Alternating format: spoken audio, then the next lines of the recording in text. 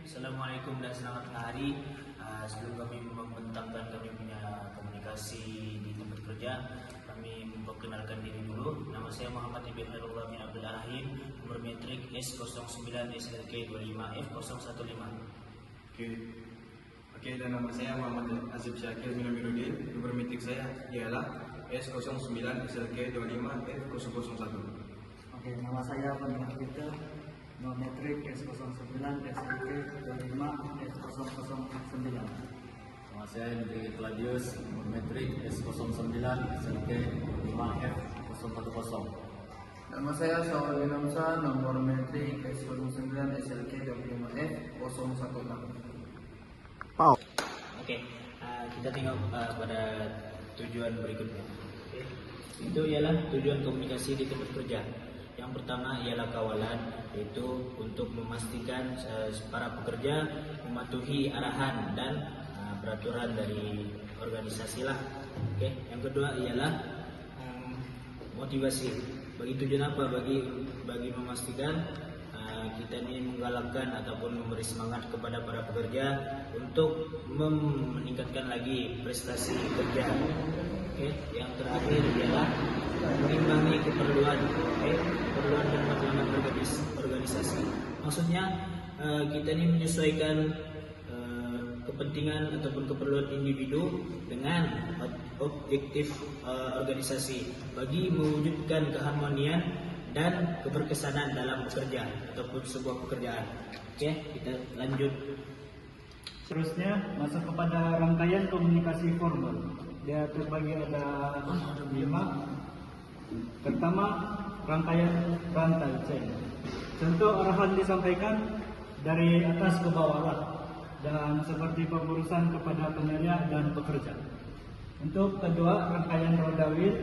Semua ahli berkomunikasi melalui satu individu. Contohnya kotak kumpulan lah. Dan ketiga, rangkaian Y, gabungan antara bentuk pantai dan roda. Ini seperti ini, maklumat boleh turun ke beberapa arah. Dan keempat, rangkaian bulatan. Contohnya ahli berkomunikasi dengan ahli di sebaliknya sahaja.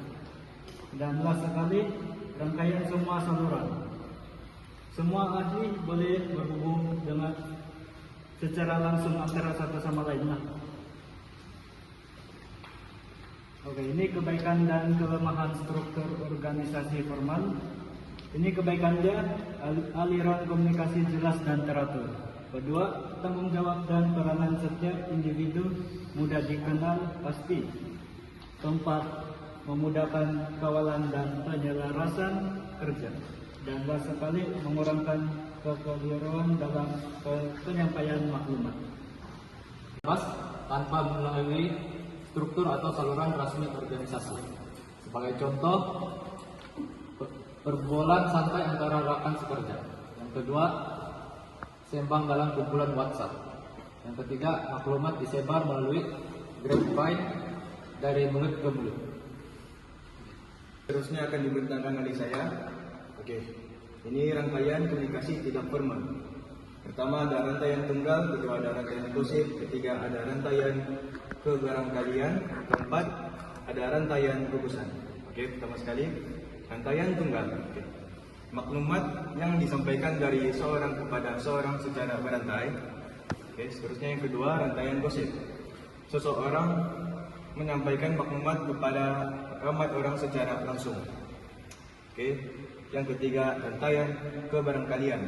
Maklumat disampaikan kepada sesiapa sahaja secara rawak dan mungkin tidak tepat. Terakhir, rantaian gugusan. Maklumat diedarkan dalam kumpulan tertentu seperti rakan sekerja dalam satu jabatan. Seterusnya saya akan menerangkan tentang kelebihan dan kekurangan struktur organisasi tidak formal.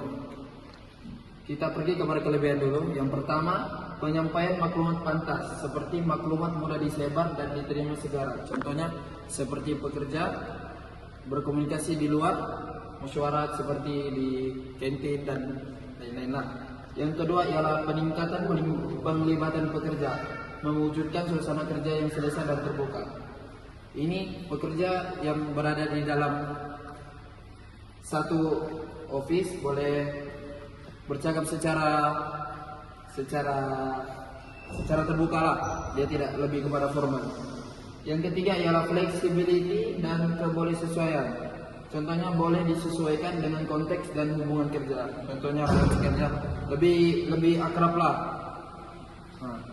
Yang terakhir, perbincangan terbuka, menggalakkan perkongsian ide dan maklum balas secara bebas.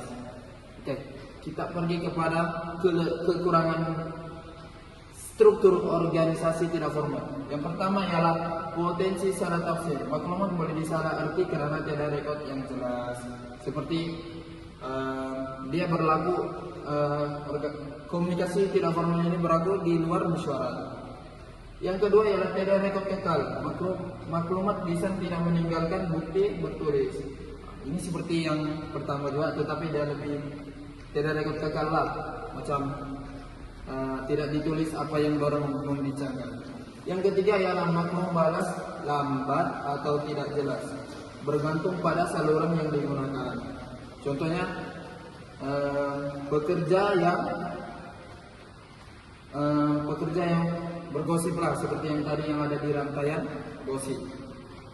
Risiko maklumat tidak rasmi, maklumat mungkin tidak sampai kepada pihak yang sepatutnya. Sekian.